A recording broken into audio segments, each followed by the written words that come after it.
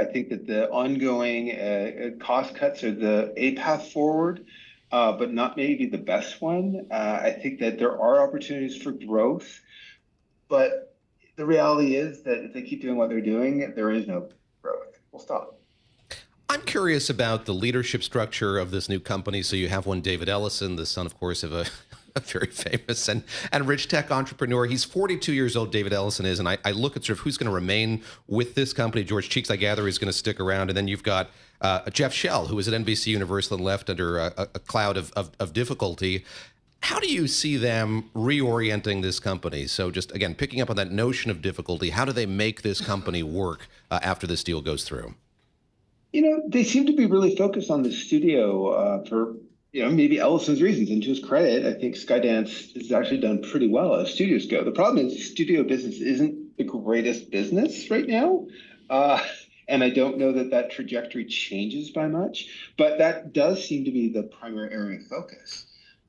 Certainly they do have some successful businesses. Pluto, I think, is a positive trajectory in the US and in many countries.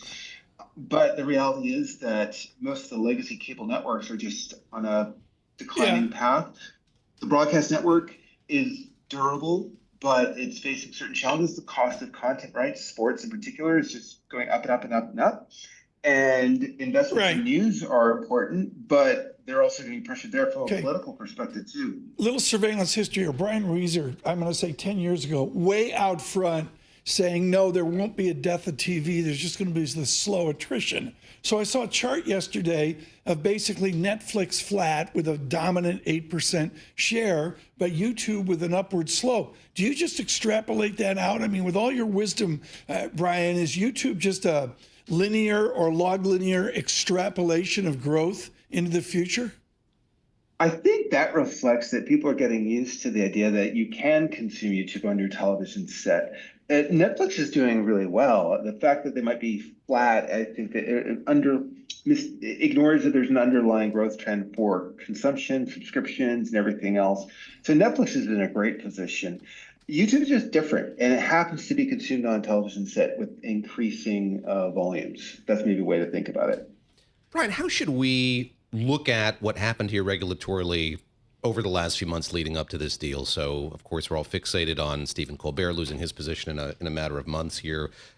The chair of the FCC was on Fox yesterday, wouldn't answer the question directly if that was a result of conversations that he had with David Ellison and others. But suffice to say that the political climate here is shaping a lot of the regulatory appetite for making deals like this one going forward. We see the vice that a lot of companies are under, media companies are under.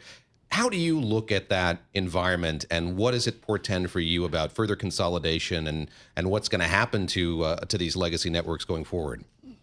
Yeah, well, I mean, the political angle is going to be front and center for any company. It's not just the Paramount. I mean, look at the Interpublic Omnicom transaction. The consent decree they had to sign is A, remarkable, B, ridiculous. But the point is that that's going to be the normal way of things for the foreseeable future. So it is what it is when it comes to media. Now, I did think it was kind of interesting and amusing that they noted a $1.5 billion investment that Skydance is making into the new entity.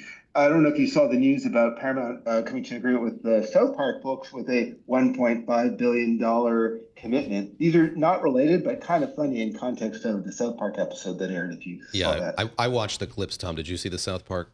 We won't air them. We won't air them here. We won't re-air them here on Bloomberg Surveillance. But that's unusual. That was brave that they got that out.